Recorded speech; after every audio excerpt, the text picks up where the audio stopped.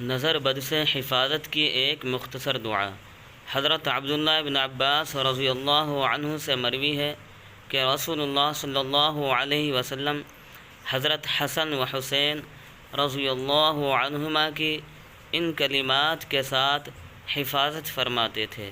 وہ کلمات یہ ہیں: اعوذ بکلمات اللہ التامات من کل شیطان وہامات ومن کل عین لامات۔ اللہ کی حفاظت میں آنا چاہتا ہوں تمام جن و آسیب سے اور ہر بری نظر سے۔ فائدہ: اپنے بچوں پر صبح و شام ان کلمات کو 3 بار پڑھ کر دم کریں، انشاءاللہ نظر سے حفاظت رہے گی، لگی ہوئی نظر اتر جائے گی اور شیطان کے شر سے حفاظت رہے گی۔